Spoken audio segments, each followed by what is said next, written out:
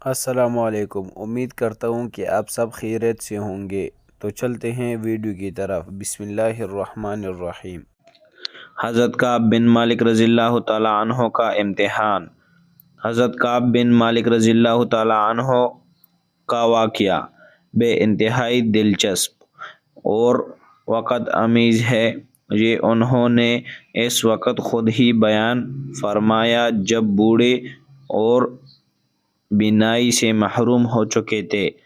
فرماتے ہیں میرا واقعہ یہ ہے کہ جس زمانہ میں شرکت تابوت سے پیچھے رہ گیا اس وقت میں انتہائی خوشحالی میں تھا۔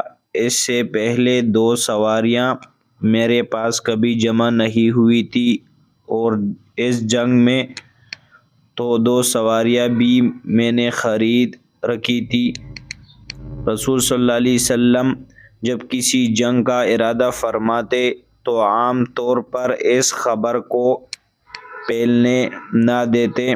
جب یہ جنگ ہوئی تو سخت گرمی کا زمانہ تھا، دور دراز اور جنگوں کا سفر پیش تھا اور کثیر تعداد دشمن سے سامنا تھا۔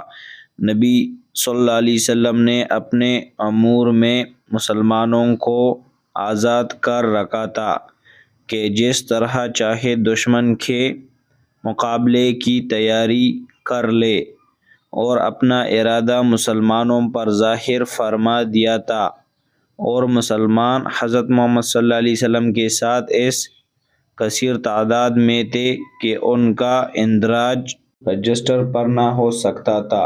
کعب رضی اللہ تعالی عنہ کہتے ہیں کہ بہت کم ایسے لوگ ہوں گے کہ جن کی غیر حاضری کا حضرت محمد صلی اللہ علیہ وسلم کو علم ہو سکتا تھا، بلکہ گمان تھا کہ کثرت لشکر کی وجہ سے غائب رہنے کا حضرت محمد صلی اللہ علیہ وسلم کو علم بھی نہ ہو سکے گا جب تک اللہ تعالیٰ کی طرف سے بذریعہ وحی علم نہ ہو جائے۔ یہ لڑائی جس وقت ہوئی وہ زمانہ پھلوں کے پکنے کا تھا، سایہ گستری، برابری اور خنکی کا موسم تھا۔ ایسے زمانہ میں میری طبیعت آرام طلبی اور راحت گیری کی طرف بہت مائل ہوگی۔ رسول صلی اللہ علیہ وسلم نے اور مسلمانوں نے تیاریاں شروع کر دی۔ میں صبح اٹھ کر جہاد کی تیاری کے لیے باہر نکلتا لیکن خالی ہاتھ واپس ہوتا۔ تیاری اور اسباب سفر کی خریداری وغیرہ کچھ نہ کرتا۔ دل بہلا لیتا کہ جب میں چاہوں گا دم بھر میں تیاری کر لوں گا۔ دن گزرتے چلے گئے، لوگوں نے تیاریاں مکمل کر لی، حتیٰ کہ رسول صلی اللہ علیہ وسلم اور ان کے ساتھ مسلمان جہاد کے لیے روانہ ہو گئے۔ میں نے دل میں کہا کہ ایک وہ دن بعد تیاری کر کے میں بھی مل جاؤں گا۔ اس عرصہ میں مسلمانوں کا لشکر بہت دور جا چکا تھا۔ میں تیاری کے لیے باہر نکلا لیکن پھر بغیر تیاری کے واپس آ گیا، حتیٰ کہ ہر روز یہی ہوتا رہا۔ دن نکل گئے، لشکر تابوت پہنچ گیا۔ اب میں نے کوچ کا ارادہ کر لیا کہ جلدی سے پہنچ کر آپ صلی اللہ علیہ وسلم کے ساتھ شامل ہو جاؤں گا۔ کاش اب بھی کوچ کر جاتا، لیکن آخر کار یہ بھی نہ ہو سکا۔ اب رسول صلی اللہ علیہ وسلم کے تشریف لے جانے کے بعد جب کبھی میں بازار میں نکلتا تو مجھے یہ دیکھ کر بڑا دکھ ہوتا کہ جو مسلمان نظر آتا ہے اس پر یا تو نفاق کی پھٹکار نظر آتی ہے یا ایسے مسلمان دکھائی دیتے ہیں جو واقعی اللہ کی طرف سے معذور لنگڑے لولے تھے۔ جب رسول صلی اللہ علیہ وسلم تابوت پہنچ چکے تو مجھے یاد فرمایا اور پوچھا، کعب بن مالک کیا کر رہا ہے؟ تو نبی صلی اللہ علیہ وسلم کے ایک شخص نے عرض کیا، یا رسول صلی اللہ علیہ وسلم، اس کو خوش عیشی اور آرام طلبی نے مدینے ہی میں روک لیا ہے۔ تو معاذ بن جبل رضی اللہ تعالی عنہ نے کہا، تم نے غلط خیال قائم کیا ہے، یا رسول صلی اللہ علیہ وسلم اس میں تو بلائی اور نیکی کے سوا کچھ نہیں۔ رسول صلی اللہ علیہ وسلم یہ سن کر خاموش رہے، اور جب رسول صلی اللہ علیہ وسلم تابوت سے واپس تشریف لانے لگے تو میں سخت پریشان تھا کہ اب کیا کروں گا۔ میں غلط حل سوچنے لگا تھا کہ اب صلی اللہ علیہ وسلم کے عتاب سے محفوظ رہ سکوں۔ چنانچہ ہر ایک سے رائے لینے لگا، اور جب معلوم ہوا کہ اب صلی اللہ علیہ وسلم تشریف لا چکے ہیں تو اب غلط سوچ اور بچار سے دستبردار ہو گیا۔ اب میں نے اچھی طرح معلوم کر لیا کہ میں کسی طرح بھی نہیں بچ سکتا، چنانچہ میں نے سچ سچ کہنے کا ارادہ کر لیا۔ نبی صلی اللہ علیہ وسلم جب سفر سے واپس آئے تو سب سے پہلے مسجد گئے، 2 رکعت نماز پڑھی، پھر لوگوں کے ساتھ مجلس کی۔ اب جنگ میں شریک نہ ہونے والے آ کر عذر اور معذرت کرنے لگے اور قسمیں کھانے لگے۔ ایسے لوگوں کی تعداد 80 سے کچھ اوپر تھی۔ نبی صلی اللہ علیہ وسلم بحکم ظاہر ان کی بات قبول کیے جا رہے تھے اور ان کی کوتاہیوں کے لیے طلب مغفرت کر رہے تھے۔ میری باری آئی، میں نے آ کر سلام عرض کیا۔ آپ صلی اللہ علیہ وسلم نے فرمایا، یہاں آؤ۔ میں سامنے جا بیٹھا۔ مجھ سے فرمایا، تم کیوں رکے رہے؟ کیا تم نے تیاری جہاد کے لیے خریداری نہیں کر لی؟ میں نے کہا، یا رسول صلی اللہ علیہ وسلم، اگر میں اس وقت آپ صلی اللہ علیہ وسلم کے سوا کسی اور سے بات کرتا تو صاف صاف بری ہو جاتا، کیونکہ مجھے بحث اور تکرار اور معذرت کرنا خوب آتا ہے، لیکن اللہ کی قسم میں جانتا ہوں کہ اس وقت تو جھوٹی بات بنا کر میں آپ صلی اللہ علیہ وسلم کو راضی کر لوں گا، لیکن بہت جلدی اللہ آپ کو مجھ سے ناراض کر دے گا، اور اگر میں سچ سچ کہہ دوں تو حسین اور عاقبت کی مجھے اللہ کی طرف سے امید ہو سکتی ہے۔ یا رسول صلی اللہ علیہ وسلم، اللہ کی قسم میں کوئی معقول عذر نہیں رکھتا تھا۔ میرے پاس عدم شرکت جنگ کا در حقیقت کوئی حیلہ نہیں۔ تو آپ صلی اللہ علیہ وسلم نے فرمایا، ہاں یہ تو سچ کہتا ہے۔ اچھا، اب تم چلے جاؤ اور انتظار کرو کہ اللہ تعالیٰ تمہارے بارے میں کیا حکم فرماتا ہے۔ چنانچہ میں چلا گیا۔ بنی سلمہ کے لوگ بھی میرے ساتھ اٹھے اور ساتھ ہو لیے اور کہنے لگے، اللہ کی قسم، ہم نے تمہیں پہلے کوئی خطا کرتے نہیں دیکھا ہے۔ دوسرے لوگوں نے جیسے عذرات پیش کر دیے، تم نے حضور صلی اللہ علیہ وسلم کے سامنے کچھ بھی عذر نہیں کیا، ورنہ نبی کریم صلی اللہ علیہ وسلم نے دوسروں کے لیے جیسے استغفار کیا تھا، تمہارے لیے بھی حضرت محمد صلی اللہ علیہ وسلم کا یہ استغفار کافی ہوتا۔ عرض کیا کہ لوگوں نے اس بات پر اس قدر زور دیا کہ میں نے ایک بار یہ ارادہ کر ہی لیا کہ پھر واپس جاؤں اور کوئی عذر تراش دوں، لیکن میں نے لوگوں سے دریافت کیا کہ میری طرح کیا کسی اور کی بھی صورتحال ہے؟ کہا، ہاں، تمہاری طرح کے وہ 2 آدمی ہیں جنہوں نے سچ سچ کہہ دیا ہے۔ کہ میں نے پوچھا، وہ کون ہے؟ کہا گیا، مرار بن ربیع العامری اور بلال بن امیہ واقفی۔ کہا گیا، یہ دونوں مرد صالح ہیں، بدر میں شریک تھے۔ اب میرے سامنے ان کا نقش قدم تھا، اسی لیے میں دوبارہ رسول صلی اللہ علیہ وسلم کے پاس نہ گیا۔ اب معلوم ہوا کہ رسول صلی اللہ علیہ وسلم نے ہم تینوں سے سلام کلام کرنے سے لوگوں کو ممانعت کر دی ہے، اور لوگوں نے ہمارا بالکل بائیکاٹ کر دیا ہے، اور ہم ایسے بدل گئے کہ زمین پر رہنا ہمیں بوجھ معلوم ہونے لگا۔ ہم پر اس ترک تعلقات کے 50 دن گزر گئے۔ ان دونوں نے تو منہ چھپا کر خانہ نشینی ہی اختیار کر لی، روتے پیٹتے رہے۔ میں ذرا سخت مزاج تھا، قوت برداشت تھی۔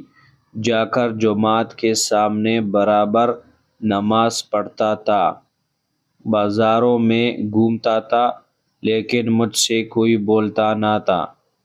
رسول صلی اللہ علیہ وسلم کے پاس آتا، رسول صلی اللہ علیہ وسلم تشریف فرما رہے تھے، میں سلام کرتا اور دیکھتا کہ جواب سلام کے لیے حضرت محمد صلی اللہ علیہ وسلم کے ہونٹ ہلتے کہ نہیں۔ پھر آپ صلی اللہ علیہ وسلم کے قریب ہی نماز پڑھ لیتا۔ کنکھیوں سے آپ صلی اللہ علیہ وسلم کو دیکھتا۔ میں نماز پڑھنے لگتا تو آپ صلی اللہ علیہ وسلم مجھے دیکھتے۔ میں آپ صلی اللہ علیہ وسلم کی طرف متوجہ ہو جاتا تو نظر پھیر لیتے۔ جب اس بائیکاٹ کی مدت لمبی ہوتی گئی تو میں ابو قتادہ رضی اللہ تعالیٰ عنہ کے باغ میں دیوار باندھ کر ان کے یہاں گیا۔ وہ میرے چاچا زاد بھائی تھے، میں انہیں بہت چاہتا تھا۔ سلام کیا، واللہ انہوں نے جواب نہ دیا۔ میں نے کہا، او ابو قتادہ، تمہیں اللہ کی قسم، کیا تم نہیں جانتے میں اللہ کو اور رسول صلی اللہ علیہ وسلم کو دوست رکھتا ہوں؟ وہ سن کر خاموش ہو گئے۔ میں نے اللہ کی قسم دے کر بات کی، پھر کچھ نہ بولے۔ میں نے پھر قسم دی، کچھ بھی نہ کہا، لیکن انجان پن سے بولے، اللہ اور اس کے رسول صلی اللہ علیہ وسلم کو علم ہے۔ میں پھوٹ پھوٹ کر رونے لگا، پھر دیوار باندھ کر واپس ہو گیا۔ ایک دن بازار مدینہ میں گھوم رہا تھا کہ شام کا ایک قبطی جو مدینہ کے بازار میں کھانے کی کچھ چیزیں بیچ رہا تھا، لوگوں نے کہنے لگا کہ کعب بن مالک رضی اللہ تعالیٰ عنہ کا کوئی پتہ دے۔ لوگوں نے میری طرف اشارہ کر دیا۔ وہ میرے پاس آیا اور شاہ غسان کا ایک مکتوب میرے حوالے کیا۔ چونکہ میں پڑھا تو لکھا تھا کہ ہمیں اطلاع ملی ہے کہ تمہارے آقا رسول صلی اللہ علیہ وسلم نے تم پر سختی کی ہے۔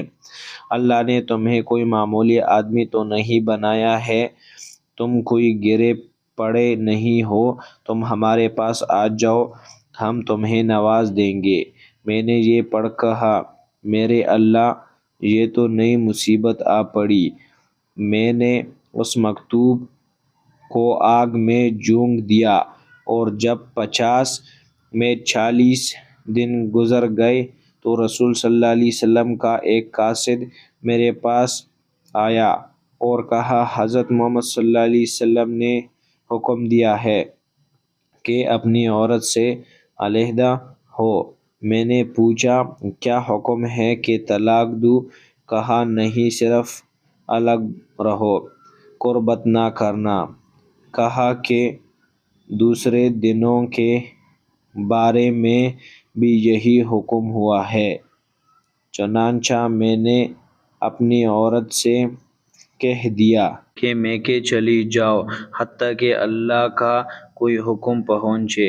ہلال بن امیہ رضی اللہ تعالیٰ عنہ کی بیوی نبی کریم صلی اللہ علیہ وسلم کے پاس آئی اور عرض کرنے لگی، یا رسول صلی اللہ علیہ وسلم، ہلال ایک شیخ ضعیف ہے، اس کی خدمت کے لیے کوئی آدمی نہیں۔ اگر میں ان کی خدمت میں لگی رہوں تو آپ صلی اللہ علیہ وسلم نامنظور تو نہ کریں گے؟ رسول صلی اللہ علیہ وسلم نے فرمایا کہ اچھا، لیکن وہ تم سے قربت نہ کرے۔ کہنے لگی، اس غریب کو تو ہلنا چلنا مشکل ہو گیا ہے۔ آپ صلی اللہ علیہ وسلم کی ناراضی کے دن سے آج تک لگاتار روتا رہتا ہے۔ میرے گھر والوں میں سے ایک نے کہا، تم بھی رسول صلی اللہ علیہ وسلم سے اپنی بیوی سے خدمت لینے کی اجازت حاصل کر لو جیسے کہ ہلال کو اجازت مل گئی۔ میں نے کہا اللہ کی قسم میں اس بات کی حضرت محمد صلی اللہ علیہ وسلم سے درخواست نہ کروں گا، نہ معلوم حضور صلی اللہ علیہ وسلم کیا فرمائیں گے۔ میں نوجوان آدمی ہوں، مجھے کسی سے درخواست لینے کی ضرورت نہیں۔ اب ہم نے مزید 10 دن گزارے اور لوگوں کے قطع تعلق کو 50 دن گزر گئے۔ 50ویں دن کی صبح اپنے گھر کی چھت پر صبح کی نماز پڑھ کر میں اس حال میں بیٹھا ہوا تھا جیسا کہ اللہ تعالیٰ نے اپنے کلام مجید میں فرمایا ہے، یعنی میری جان مجھ پر بھاری معلوم ہو رہی تھی، یہ وسیع دنیا مجھے تنگ محسوس ہو رہی تھی۔ کسلے پہاڑی پر سے ایک پکارنے والی کی آواز میرے کان میں پڑی کہ وہ بلند آواز میں چیخ رہا تھا کہ اے کعب بن مالک خوش ہو جاؤ۔ یہ سنتی ہی میں سجدے میں گر پڑا اور سمجھ گیا کہ اللہ نے میری توبہ قبول کر لی۔ مصیبت کا زمانہ گزر گیا۔ صبح کی نماز پڑھنے کے بعد رسول صلی اللہ علیہ وسلم نے اطلاع سنا دی کہ اللہ تعالیٰ نے ان تینوں کی توبہ قبول کر لی ہے۔ لوگ ہمیں خوشخبری دینے لگے، دوڑے ان دونوں کے پاس بھی گئے اور میرے پاس بھی ایک سوار تیزی گھوڑے دوڑتا ہوا آیا، لیکن پہاڑی پر چڑھ کر آواز دینے والا زیادہ کامیاب رہا کہ جلد تر مجھے خبر مل گئی، کیونکہ گھوڑے کی رفتار سے آواز کی رفتار تیز تر ہوتی ہے۔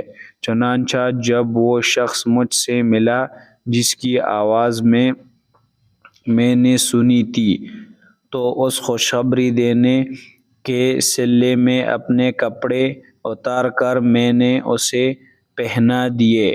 واللہ میرے پاس اس وقت دوسرا جوڑا نہیں تھا۔ میں نے اپنے لیے مستعار تیار شدہ کپڑے لے کر پہن لیے۔ میں رسول صلی اللہ علیہ وسلم کے پاس جانے کے ارادے سے نکلا۔ لوگ مجھے راہ میں جوک ملتے اور مبارکباد دیتے جاتے۔ میں مسجد میں داخل ہوا تو نبی کریم صلی اللہ علیہ وسلم لوگوں کے درمیان بیٹھے ہوئے تھے۔ مجھے دیکھتی ہی طلحہ بن عبید اللہ دوڑ پڑے، مجھ سے مصافحہ کر کے مبارکباد دی۔ مہاجرین میں سے کسی نے ان کے سوا یہ اقدام نہیں کیا۔ کعب رضی اللہ تعالیٰ عنہ نے طلحہ رضی اللہ تعالیٰ عنہ کے اس خلوص کو بھی فراموش نہیں کیا۔ میں نے آ کر رسول صلی اللہ علیہ وسلم کو سلام کیا۔ آپ صلی اللہ علیہ وسلم کا چہرہ مبارک خوشی سے چمک اٹھا، کہنے لگے خوش ہو جاؤ، جب سے تم پیدا ہوئے ایسی خوشی کا دن تم پر نہ آیا ہوگا۔ میں نے پوچھا یا رسول صلی اللہ علیہ وسلم، یہ بشارت آپ صلی اللہ علیہ وسلم کی طرف سے یا اللہ کی طرف سے؟ فرمانے لگے اللہ کی طرف سے۔ نبی کریم صلی اللہ علیہ وسلم خوش ہو جاتے اور آپ صلی اللہ علیہ وسلم کا چہرہ مبارک چمک اٹھتا تھا، گویا چاند کا ٹکڑا ہے، اور آپ صلی اللہ علیہ وسلم کی خوشخبری آپ کے چہرے مبارک ہی سے ظاہر ہو جاتی۔ میں نے حضرت محمد صلی اللہ علیہ وسلم سے عرض کی یا رسول صلی اللہ علیہ وسلم، میری قبولیت توبہ کی یہ برکت ہونی چاہیے کہ میں اپنا سارا مال و متاع اللہ اور اس کے رسول صلی اللہ علیہ وسلم کی راہ میں لٹاؤں۔ نبی کریم صلی اللہ علیہ وسلم نے فرمایا ایسا نہیں، کچھ رکھو اور کچھ صدقہ کر دو، یہی بہتر صورت ہے۔ میں نے کہا خیبر سے جو حصہ مجھے ملا تھا وہ میں اپنے لیے رکھا لیتا ہوں۔ یا رسول صلی اللہ علیہ وسلم، سچائی کی برکتوں سے سبب اللہ نے مجھے نجات بخشی۔ اللہ کی قسم میں نے جب سے حضرت محمد صلی اللہ علیہ وسلم سے راست گئی کا ذکر کیا پھر کبھی جھوٹ نہیں بولا۔ اللہ سے دعا ہے کہ وہ آئندہ بھی کبھی مجھ سے جھوٹ نہ بلوائے۔ اللہ تعالی ہم کو بھی سچ بولنے کی توفیق دے، آمین۔